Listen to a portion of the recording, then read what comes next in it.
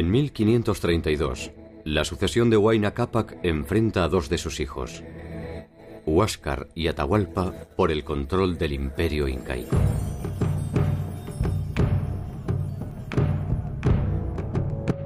Ese mismo año, la avanzada española al mando de Francisco Pizarro inicia la conquista del Tahuantinsuyo. La suerte de la resistencia iniciada por Manco Cápac desde la mítica Vilcabamba depende de un delicado equilibrio entre los señoríos andinos y los propios lazos de sangre de la nobleza incaica.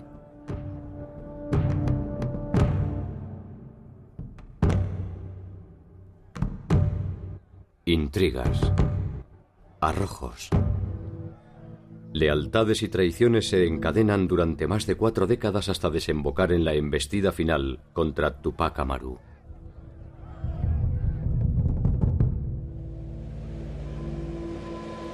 Lo que se inició en Cuzco con sangre, habrá de terminar con sangre en Cuzco.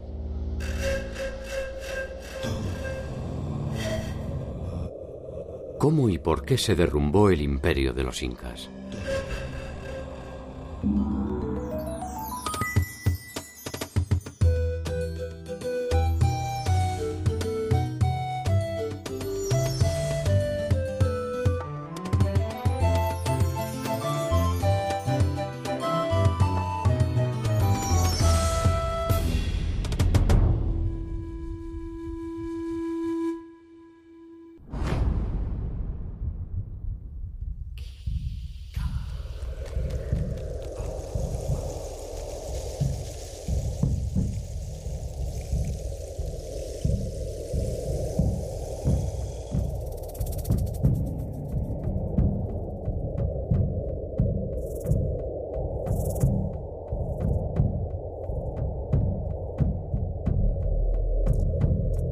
En 1523, después de una larga ausencia, acompañado por sus generales y sus nobles, hace su entrada a la ciudad de Cuzco el Sapa inca Huayna Cápac.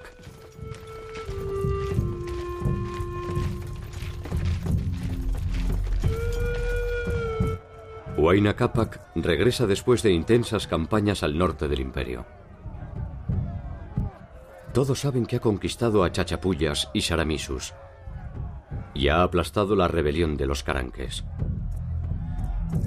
Todos saben que la sangre de los rebeldes desembocó en la laguna de Yaguarcocha, donde fueron decapitados. Huayna Cápac regresa acompañado de sus consejeros. Ha dejado en Tumipampa uno de sus hijos predilectos, Atahualpa. Todos saben que en Cuzco le espera otro de sus hijos, Huáscar. Huayna Cápac regresa como lo hiciera años atrás, solo que esta vez, aunque pocos lo saben, Huayna Cápac está muerto.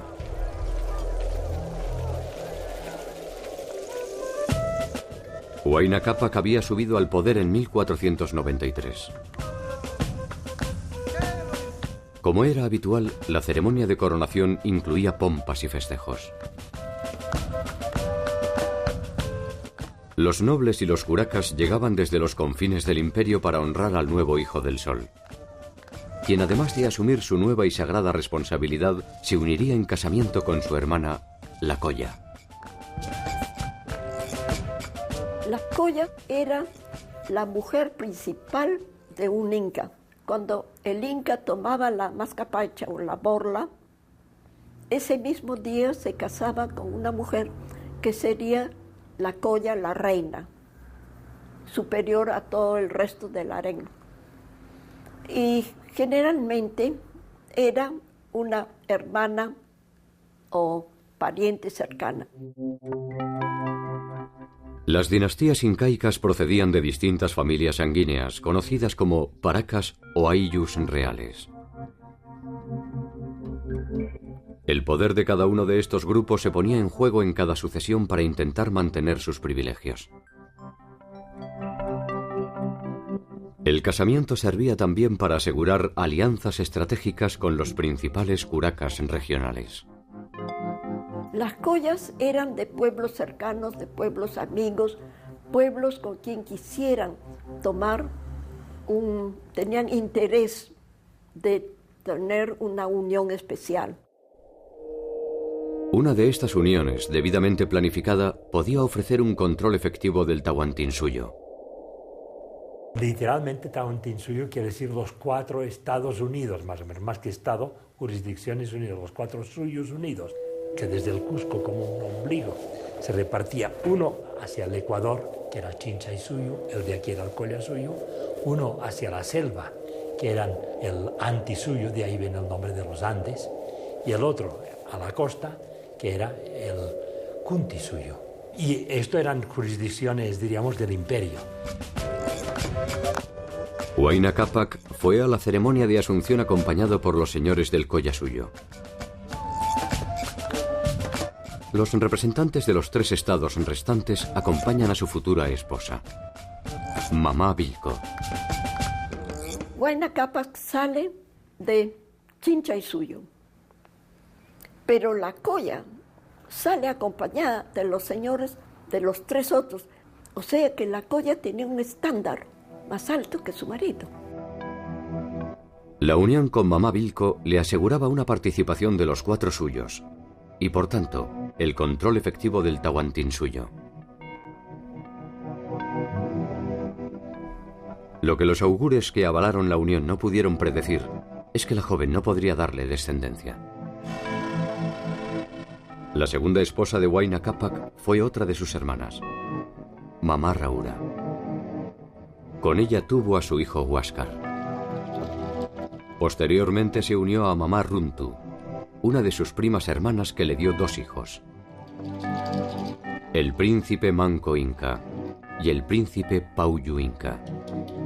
Las mujeres tenían bastante poder, pero los incas tenían un matrilineado, no matriarcado, sino matrilineado, es decir, la importancia de las herencias de la mujer y de la sucesión de mujeres.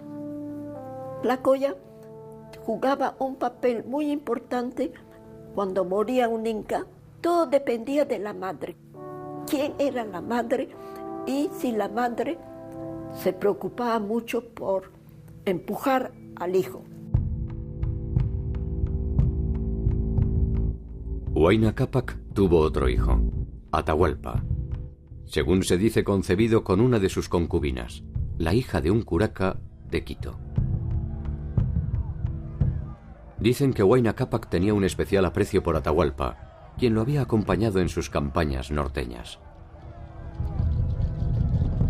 Cuando Huayna Cápac muere, una de sus hermanas, Raura Ocllo, inmediatamente se va al Cusco y organiza la sucesión para Huáscar.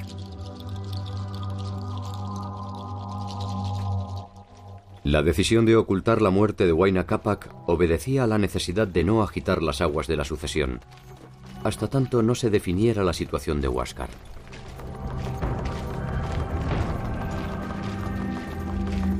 Cuando el cuerpo momificado de Huayna Cápac llega a Cuzco, Huáscar se enfurece porque Atahualpa no forma parte de la comitiva. Sabe que no dominará el Tahuantinsuyo hasta tanto no dé cuenta de las ambiciones de Atahualpa.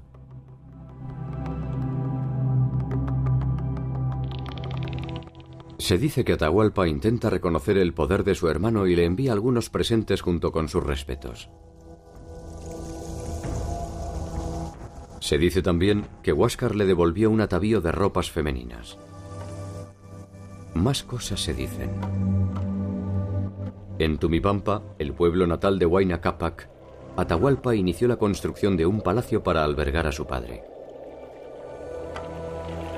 Solo un Sapa inca tiene esa prerrogativa.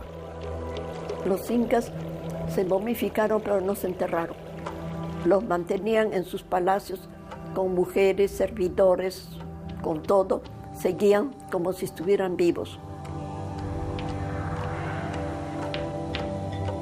Probablemente la intención de Atahualpa fuera la de reforzar su poder a través de esta costumbre. El costo de mantenimiento de cada uno de estos linajes corría por cuenta del incario, y Huáscar Inca intentará terminar con estos privilegios que formaban parte de la milenaria tradición de los pueblos andinos heredada por los incas.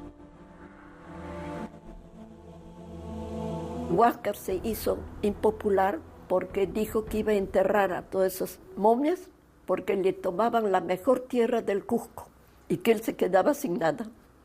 Entonces de ahí vino el descontento que siguió después. Esta decisión se sumó a otras que generaron el descontento de la nobleza cuzqueña, que empezó a pensar que tal vez Huáscar no era el hombre indicado para conducir el imperio.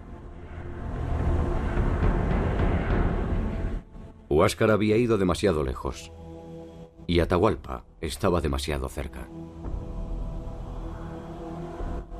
La pelea de los hermanos alienta a algunos curacas sometidos a rebelarse. En el norte, Atahualpa asume su papel de jefe inca y se propone eliminar a los sublevados. En un enfrentamiento con los cañaris, es tomado prisionero. Los cañaris tenían sobradas razones para querer atrapar a Atahualpa.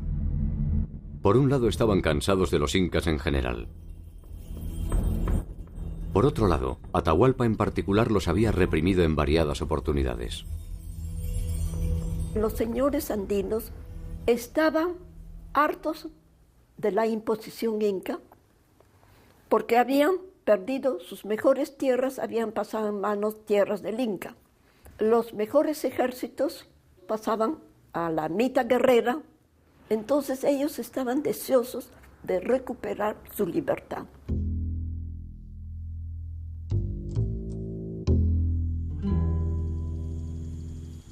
Atahualpa fue encerrado en un cuarto a la espera de una decisión que no era difícil de imaginar. Sin embargo, logra escapar. Algunos dicen que ayudado por sus hombres, otros que ofreciendo riquezas a cambio de su libertad. La versión que él mismo dio a sus camaradas es que su padre, el mismísimo Sol, lo transformó en Amaru, cuyo significado es serpiente, y le permitió abandonar la prisión.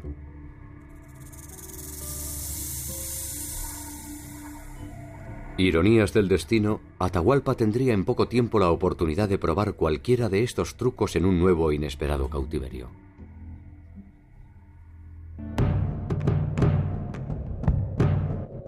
Atahualpa continúa con sus campañas de escarmiento e intenta controlar a los curacas de la isla de Puná. Es rechazado y se refugia en Tumbes, donde se entera de que unos extranjeros que llegaron por el mar los habían despojado de algunas riquezas pertenecientes al Incario, sin que éstos atinaran a defenderlas.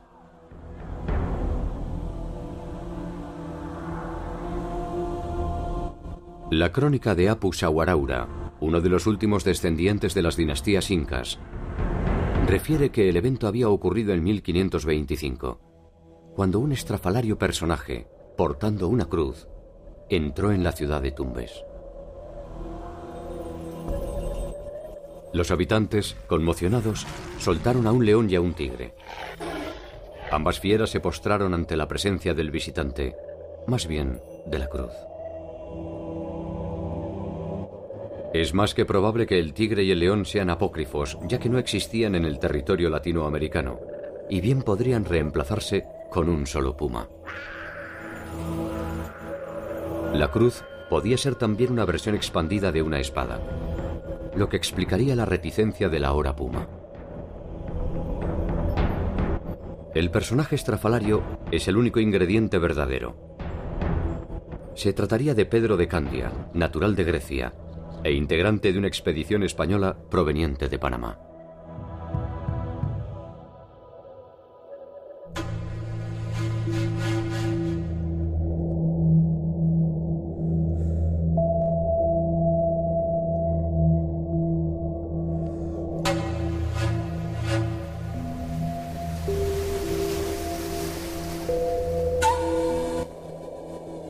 La llegada de Pedro de Candia a Tumbes confirma lo que todos desean. Han encontrado un reino rico y poderoso.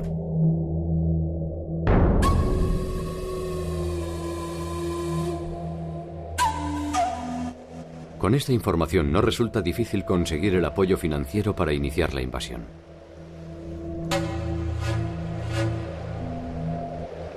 En Panamá se preparan las tropas que se disponen a terminar con los incas. Esta conquista es privada, donde se invierte dinero, donde se corren riesgos. No sé si eran valientes o eran inconscientes, pero se lanzaban en cada aventura que realmente había que tener coraje para poder hacerlo. Todo ese riesgo de vida, de dinero y todo lo demás, además con muchos fracasos, no se podía pensar que solamente iba a tener por premio la gracia de Dios. Un solo rastro de oro podía ser suficiente para lanzar a un grupo de hombres hacia un destino desconocido. Pizarro era uno de esos hombres. Las dificultades de financiamiento eran verdaderamente importantes. Y la expedición de Pizarro es casi una empresa privada, más que una aventura estatal de los reyes católicos. La llegada de Pizarro a Tumbes afronta una primera decepción. Tumbes ha sido arrasada por un curaca de Puná en medio de las rebeliones que ha desatado la Guerra de Sucesión.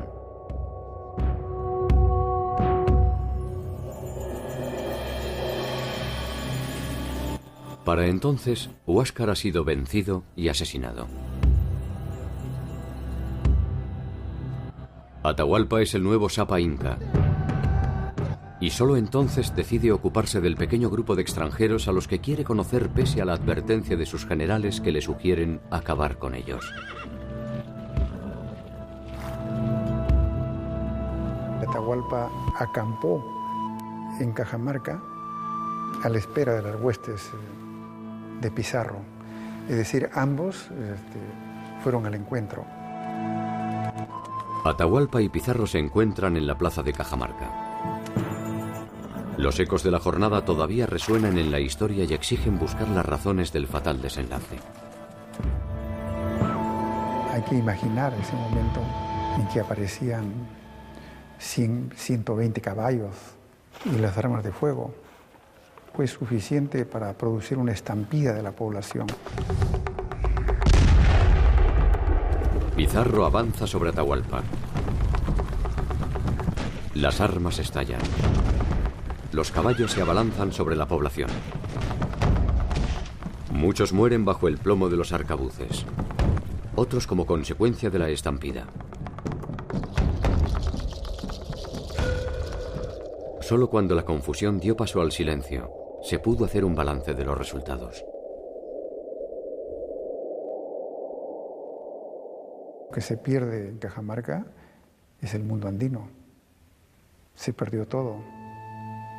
La captura del Inca, el desbande de las poblaciones, la huida de muchos generales indígenas y algo que relatan las crónicas, ¿no? El enmudecimiento de los dioses indígenas para los indígenas.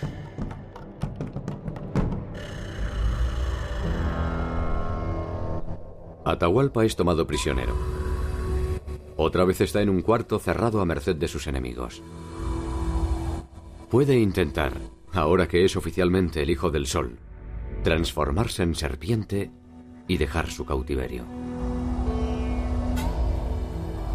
Esta vez, los dioses no lo escuchan.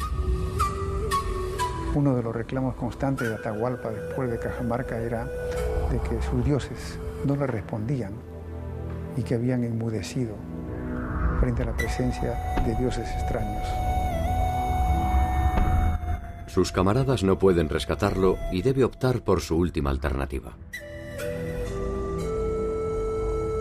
Ofrece a los españoles llenar de oro el cuarto en el que estaba cautivo, hasta donde llega su brazo extendido, a cambio de su libertad.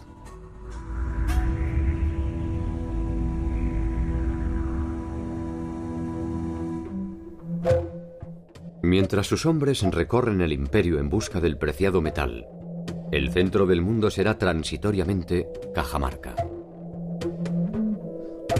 Cuzco, sin embargo, no estaba dormida.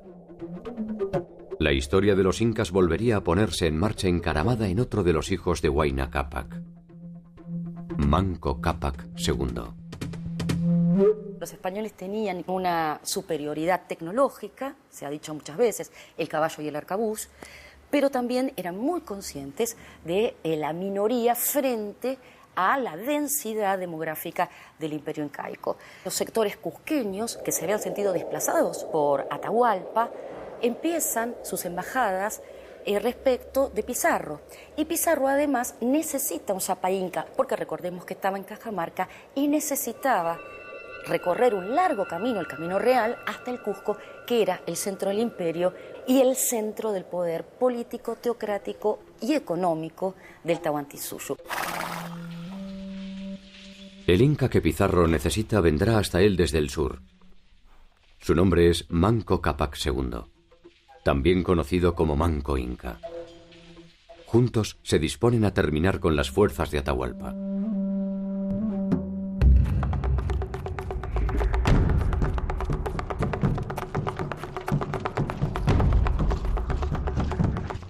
En el camino a Cuzco lo espera un ejército de Atahualpa al mando del general Quisquis.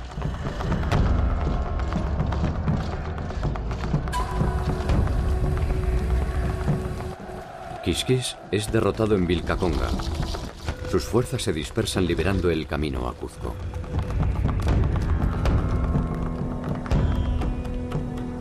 Quisquis y Rumiñahui, los principales hombres de Atahualpa, son ejecutados.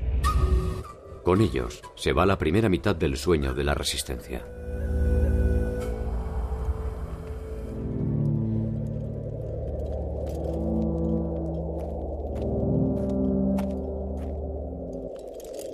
El mundo andino es casi siempre una mansa sorpresa y un juego de opuestos.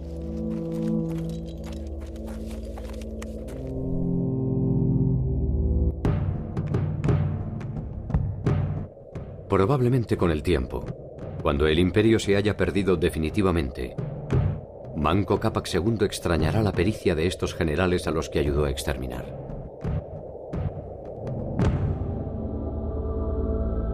Manco Cápac entra en el Cusco junto con Pizarro y en ese momento es entronizado inca y se denomina Manco Cápac II.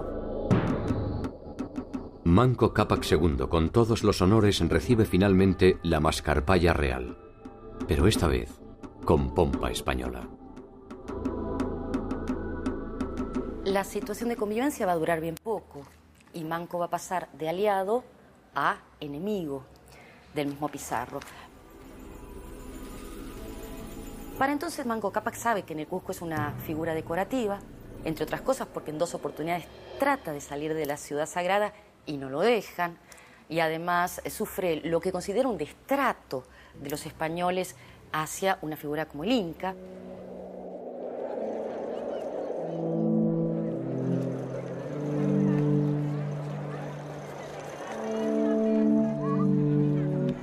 Para entonces, Atahualpa era juzgado en Cajamarca. De nada sirvió el pago del cuantioso rescate.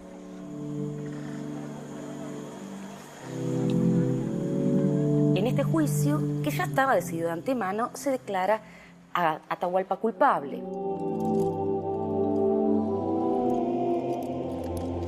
Que decidieron acusar a Atahualpa de idólatra, de apóstata, de polígamo y de incitar a los indígenas a levantarse contra la corona española. Atahualpa, que era no muy querido en ese momento, comienza a ser reivindicado en el siglo XVIII. Había que pasar 2 siglos casi para olvidar las antipatías y para desarrollar los afectos sobre lo que se había perdido en Cajamarca. Será como el Cid Campeador que venció después de su muerte. Con la muerte de Atahualpa empieza un ciclo que suele llamarse de la resistencia de Vilcabamba. Estos 36 o 40 años son muy interesantes porque allí se manifiestan las tácticas de reconocimiento mutuo, de alianzas, de búsqueda de las partes débiles entre el sector indígena y el sector conquistador.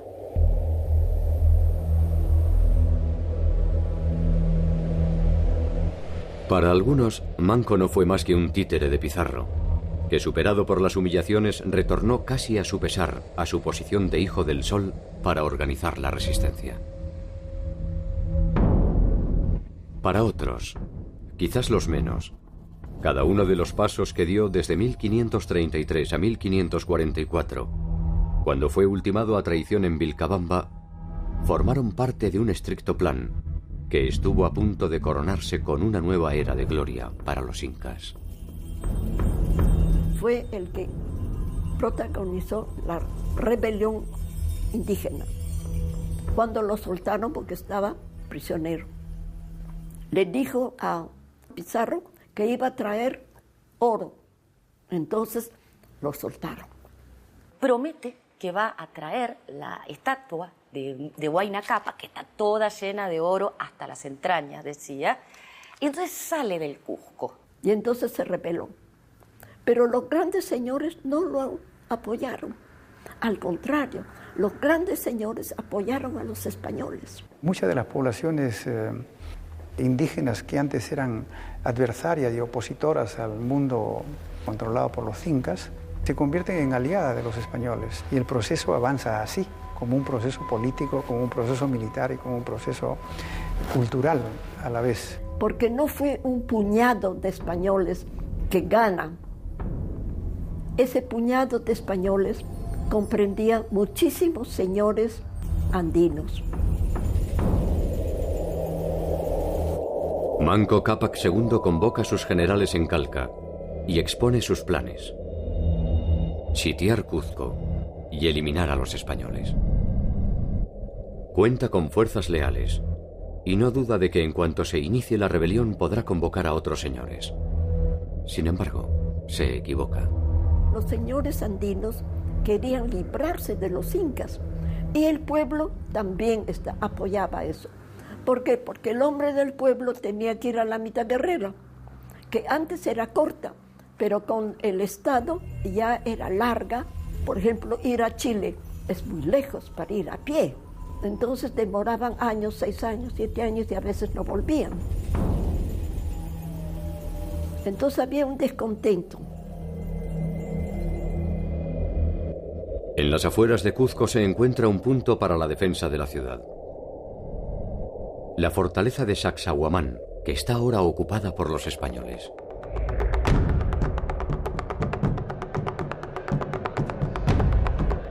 Manco II intenta recuperarla por la fuerza. Es derrotado con cuantiosas pérdidas, pero logra mantener el cerco a la ciudad. Pese a la victoria, los españoles saben que están aislados, que no resistirán mucho tiempo.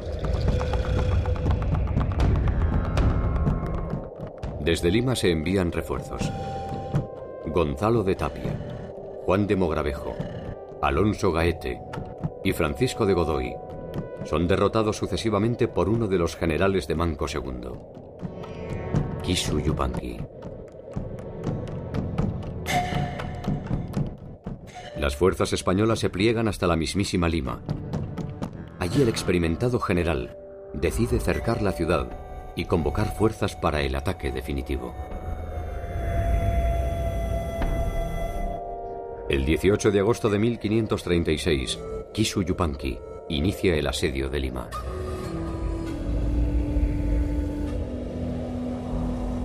Cuzco sigue cercada por las fuerzas de Manco Cápac. La victoria parece estar al alcance de la mano.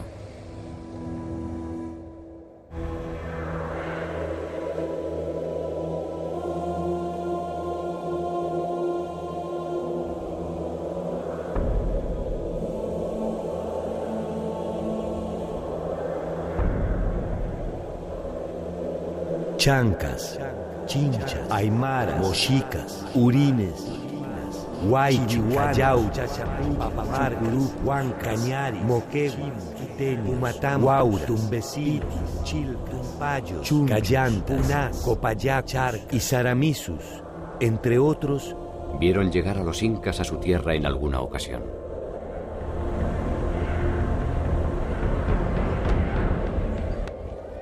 Los que se enfrentaron a ellos fueron derrotados.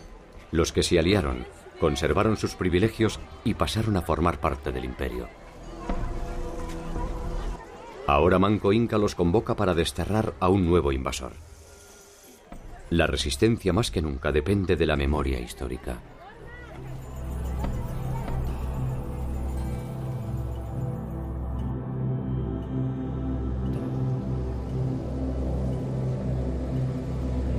Kisu Yupanqui, al mando de las tropas de Manco Cápac, tiene cercado Lima, donde 500 españoles se preparan para resistir. Kisu propone un plan para atacar la ciudad.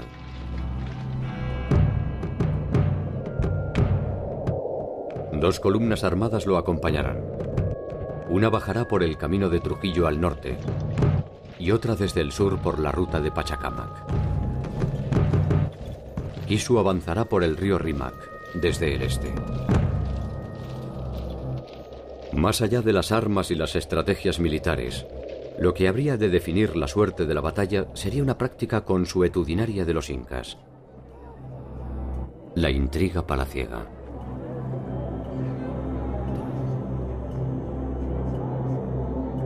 Mamá Kunturhuacho era una poderosa curaca de Huaylas quien tuvo el privilegio de unirse al hombre más poderoso de su tiempo, Huayna Cápac. Su hija Inés tuvo una suerte similar. Fue la amante de Pizarro. Inés estaba en Lima en el momento del asedio. Encerrada también entre su pasado y su presente, hace un llamamiento desesperado a su madre para que envíe refuerzos a Pizarro para defender la ciudad.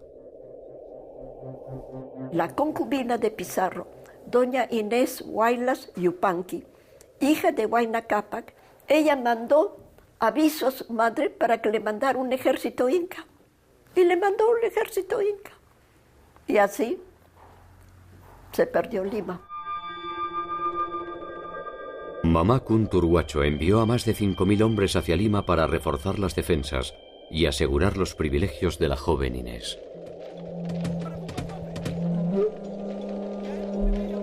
Kisu ataca frontalmente la ciudad. Su temeraria acción no es solo imprudencia. Espera que sus aliados distraigan a las fuerzas españolas. Sin embargo, los huancas que debían avanzar por la ruta de Pachacámac no llegarán en su ayuda. Cuando un ejército de Manco estaba entrando en Lima y estaban ya en la ciudad, y la crónica anónima dice que tontos, estando ya en la ciudad se van. Algunas versiones sostienen que los huancas solo se demoraron comprometiendo el ataque. Para otros fue una acción deliberada producto de un acuerdo con los españoles.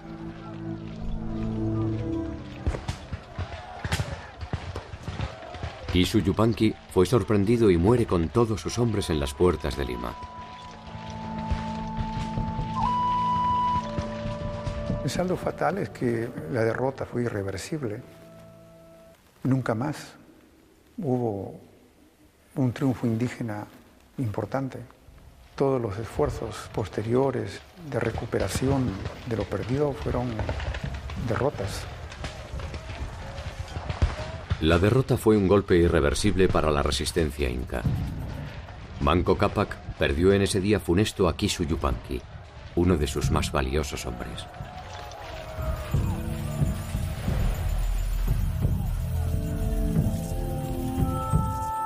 Manco Cápac II debe levantar el cerco con sus escasos seguidores y se retira a Vilcabamba. A partir de ese momento empieza la resistencia y la oposición de Manco Cápac hostigando a las tropas españolas, tanto que Pizarro debe fundar una ciudad entre Lima y Cusco, que es Huamanga, para evitar estas incursiones de Manco Cápac.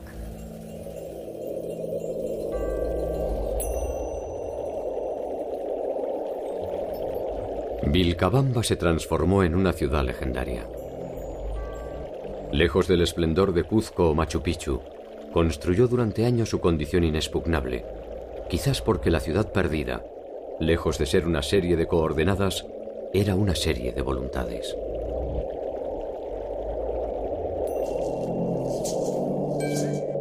Los españoles intentarán terminar con ella durante más de 2 décadas, sin resultados. Finalmente deciden dejar que el tiempo los consuma y se dedican a definir el reparto del imperio. En 1541, Pizarro termina su efímero reinado. 18 años le costó conquistar el Tahuantinsuyo. 4 años después de su victoria, Diego de Almagro, el joven, hijo de su antiguo socio y aliado, lo apuñala en su propio palacio de Lima.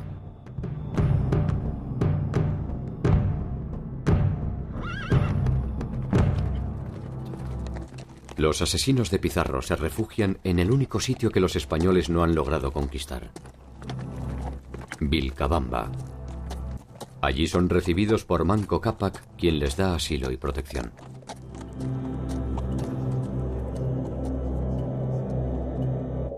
Lo que queda del imperio inca es esa breve porción de territorio.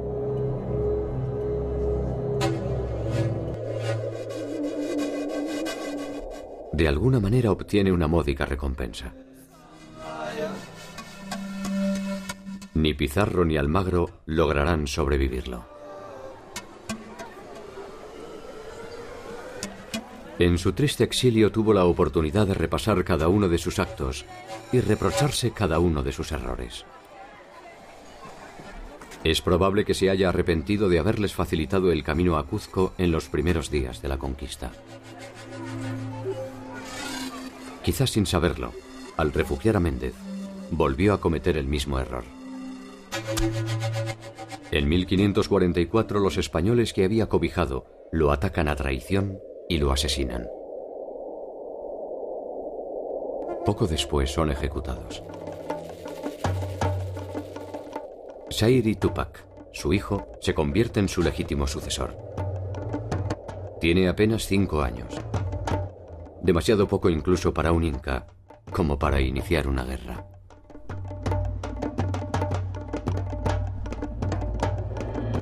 En 1548 los españoles le ofrecen una encomienda y algunos privilegios. Sairi se instalará en Yucay con sus tierras y sus sirvientes. A cambio de su conversión será un rey sin territorio, confinado en su pequeña hacienda hasta que la muerte lo sorprenda.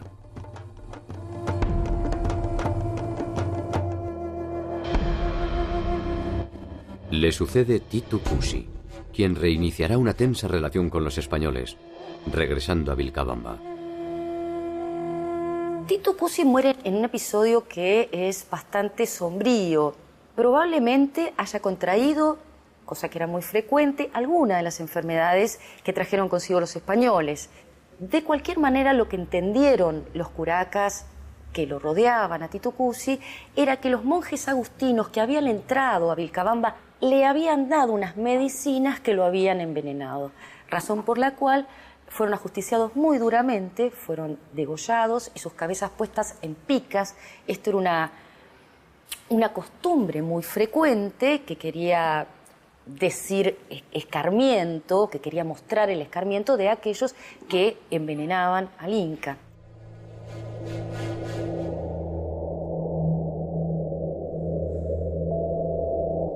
Este nuevo desafío al poder español tendrá un alto costo. El esplendor inca se iba apagando como un fuego viejo. Ya no eran una amenaza. Muchos se habían convertido al catolicismo y solo restaba esperar que el olvido pusiera su maquinaria en funcionamiento para transformarlo en un breve evento del pasado.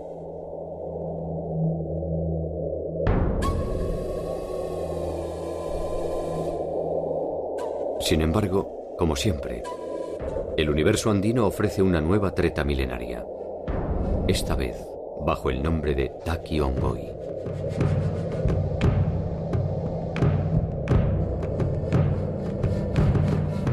El Taquiongo, que muchos traducen como danza frenética, fue un movimiento de resistencia que nace del momento en que también aparece la idea de que la conquista es un hecho que está para quedarse definitivamente, y la desestructuración del mundo andino provoca un estado de angustia, en muchos casos, de trauma, que es leído de alguna manera a partir del enojo de los dioses, de las huacas, que son lugares sagrados, lugares que habían sido sistemáticamente destruidos por la conquista. Entonces se interpreta que estos dioses ya no tienen dónde alojarse y se alojan en el cuerpo de aquellos que retornan a la religión originaria.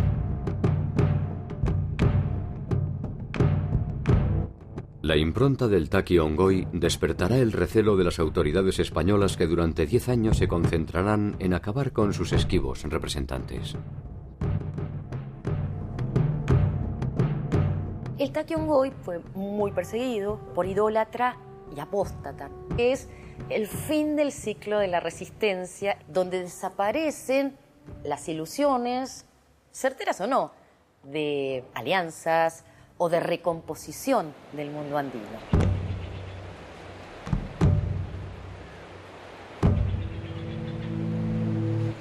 Los dioses no alcanzaron a corporeizarse más allá de los indígenas y mucho menos a dar batalla, cuando la rebelión espiritual ya es aplastada.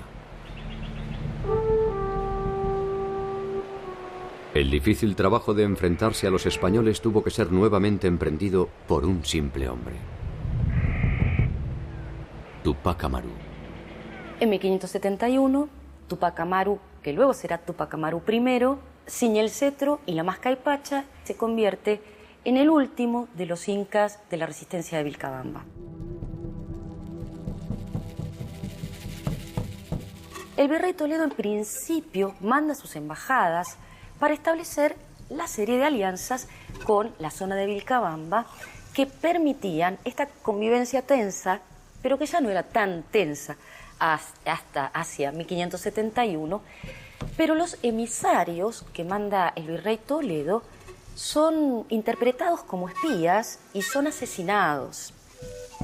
El virrey Toledo, frente a estas noticias, declara en la Semana Santa de 1571 la guerra a Tupac Amaru. Manda un ejército a Vilcabamba, que estaba acaudillado por el general Loyola, que vence a Tupac Amaru.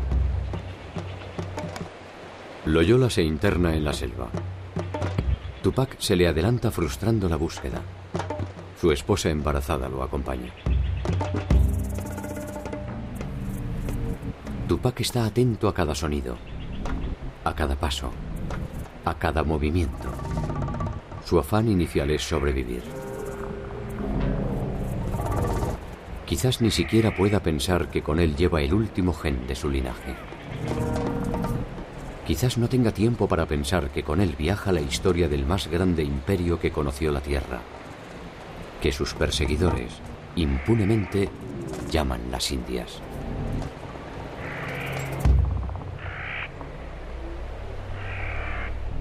Apresado Tupac Amaru por García de Loyola, es trasladado al Cusco y se realiza un juicio sumarísimo, del que forma parte incluso el virrey, que termina con la condena de Tupac Amaru por la muerte de aquellos emisarios que había mandado el virrey Toledo a negociar con Tupac Amaru. Tupac Amaru es condenado. Hay un gran movimiento de opinión para tratar de torcer esta decisión. Incluso los propios españoles piensan que no es una decisión apropiada, que es una decisión un poco audaz. Hay una ceremonia pública donde se lo ajusticia. Hay crónicas que dicen que Tupac Amaru advierte que su sangre va a estar derramada, pero que en algún momento volverá, y da lugar al mito del Incarri.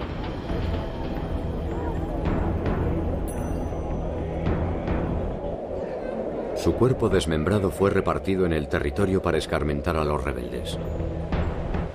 Dicen que allí nació el mito del retorno y que un día, cuando la cabeza y el cuerpo del líder se juntaran, renacería la rebelión.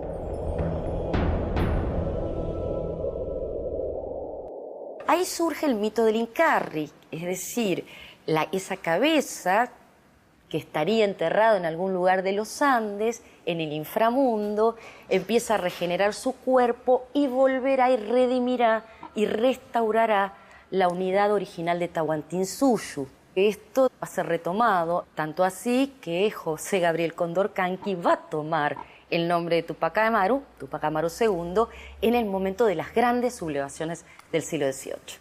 Este fenómeno de idealizar a la sociedad pasada conduce en el siglo XVIII a las grandes revueltas indígenas, cuya cúspide, su momento culminante, estaría representado por Tupac Amaru en Perú y los hermanos Katari en Bolivia, que son ya no el regreso a épocas más antiguas de los incas, sino el regreso a la época inca, donde ellos querían dar por concluida la colonización española e instalar un sistema de autoridades y de gobierno indígena, que probablemente fue la última oportunidad que se perdió en los Andes de construir gobiernos indígenas propios, como en África, o como en India, o como en China, como en Japón, que terminaron con las colonizaciones extranjeras y crearon sus propias sociedades, rescatando a su propia gente.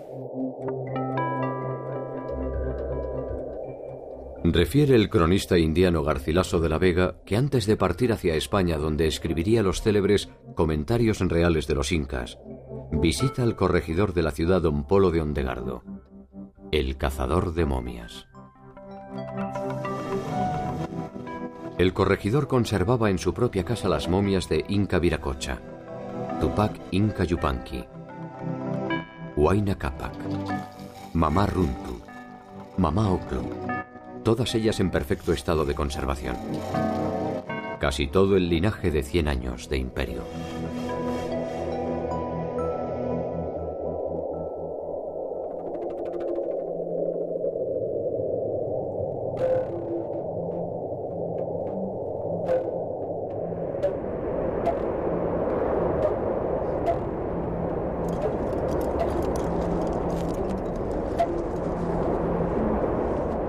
Para los incas y la cultura andina en general, la muerte solo era el pasaje a otra vida.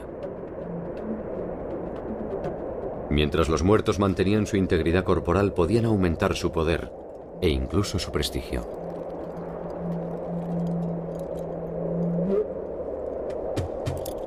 Los invasores procuraron no dejar vestigios de estos dioses palpables, ya sea quemándolos en la hoguera o dándole sepultura cristiana.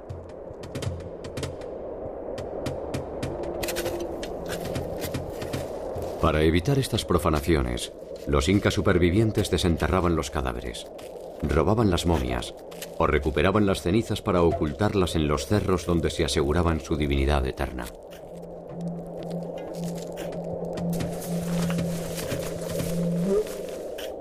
Algunas momias se encuentran todavía prófugas. Otras, se supone, han pasado a la clandestinidad.